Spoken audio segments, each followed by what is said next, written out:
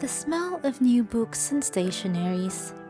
Hello, and welcome to another year of learnings, and sufferings, and sleepless nights, and mental breakdowns. If you're looking for some tips to step up your school game, whether you're motivated or unmotivated, then you're watching the right video. Here are 7 tips to start your new academic year right. Number 1. Set intentions and realistic goals. At every start of the year, we always make our New Year's resolutions, which we hardly ever follow. Nevertheless, we should still set realistic intentions and goals for a new academic year. What do you want to achieve this semester? Do you want to have a better grade in physics? Do you want to improve your overall GPA? Do you want to have a stress-free student life? Or do you just want to get noticed by your crush? Either way, it's important for you to set your intentions and goals to guide you throughout the school year. Without clear goals, you'll find yourself lost along the way and have you questioning yourself on why you're doing what you're doing in the first place. Make sure to write it on a sticky note and stick it where you can easily see it. As for me, my goal is to pass the PhD qualifying exam, and I have the intention of allocating most of my time this semester in studying for it. Number 2. Declutter and organize. Your actual 3-dimensional space and your virtual digital space are the places wherein you'll spend most of your time throughout the semester. So, it is imperative to clear out all the junk and organize the important things. First thing you need to do is to clean your room. Make your bed. Change your sheets. Arrange your desk. Make your room more conducive to learning. You can also change it up. Do a room makeover if possible. In fact, I actually changed the layout of my room because I got bored with its previous setup. You should also go through your papers and files from the previous semesters. Segregate them and see which ones should be thrown out in the trash. Having a pile of papers that you know you won't use in the future just takes up space and could even cover the actual papers that are important. Make sure you organize your important files in folders as well. Label them for easy access whenever you need them. After cleaning your 3D space, let's move on to your digital one, starting off with your laptop. Now, if you're one of those people who just dump all their files in their desktop, then this is me calling you out to clean them up. Organize them into folders and put tags. Do the same thing with your downloads folder. Give those files a home and delete everything unnecessary. You might have downloaded some important documents without renaming them though, so make sure to go through them carefully one by one. You should also delete irrelevant and unnecessary apps that could get you distracted in the long run. Do the same thing for your phone, tablet, and even your cloud storage. Number 3. Block out your schedule. Once you know your class schedules, make sure to block them out in your calendar. You should also visit your school's website and check the academic calendar for important dates. It's also best if you consult your professor or have a look at the course syllabus to know the dates of the homeworks, quizzes, and exams. Plug them all in so you'll always be reminded of important deadlines or events. You should also block out your daily routines just so you'll have a bird's eye view of how your schedule of the day would look like.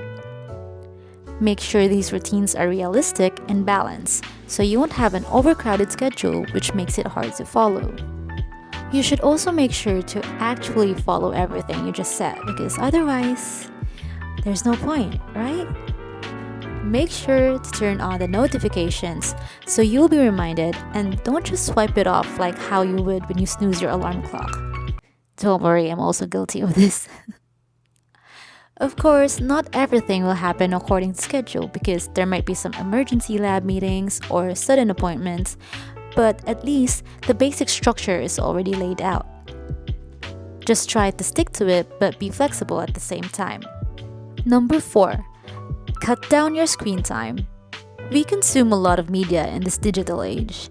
We binge watch those cute and fluffy Asian dramas, do dance challenges in TikTok, know the latest gossips on Twitter. Yes, I still and will always call it Twitter, etc., etc. But All of these takes up so much of our valuable time. Now, I'm not telling you to stop doing all of these. Rather, it's best if we just minimize our consumption of it. During study breaks, we usually reach out to our phones, and little do we know, we've been scrolling through it for hours already. What I usually do is I set an alarm or a timer to snap me back into reality. And if you're one of those who watches a K-drama and always says, "I swear this will be the last episode," but ended up watching all episodes in one go and then ended up having dry eyes and a heavy head, well, bestie, I think it's time for us to turn over to a new leaf. Number 5. Have a healthy lifestyle. Another way to cut down your screen time is to be more active. Go out for a walk. Touch some grass. Exercise.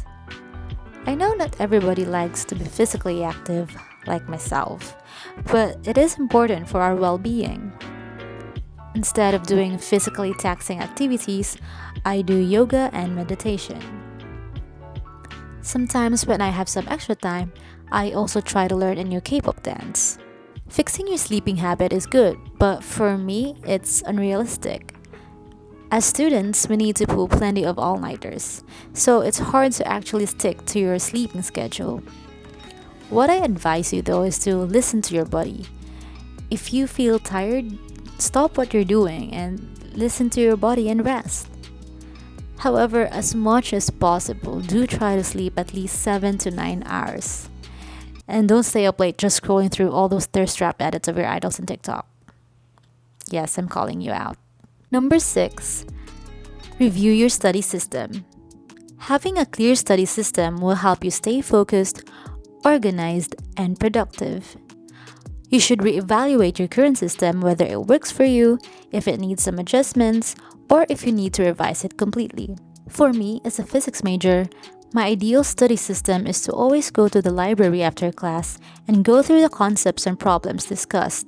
I try to understand the concepts first before diving right into solving the problems myself. I usually set a specific number of problems I want to solve within a certain time period as well. While doing this, I also look out for patterns and then I write my observations, realizations, and tips just in case I encounter a similar problem in the future. I also realized that listening to study playlists doesn't work for me. In fact, they're pretty distracting.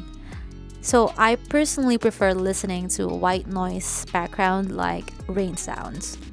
Also, if you ever get stuck, always try to seek help from your friends, seniors, or even your teachers. Don't waste time trying to understand things that doesn't make sense. Lastly, is to romanticize your student life. As one TikToker said, being the Lulu is the Sululu. Romanticizing your student life ties up everything I have said. Finding joy, beauty, and meaning in your daily life could spark some motivation. Think as if you're the main character of a school drama and that all the hardships you're currently facing right now is just a literary device to give you a happy ending.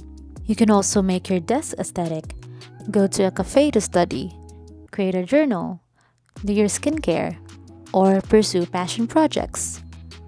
The reason why I made a Studygram account and put up this YouTube channel is because I want to romanticize my student life. Since then, I've found myself to be doing things with more intention, which actually makes me more productive.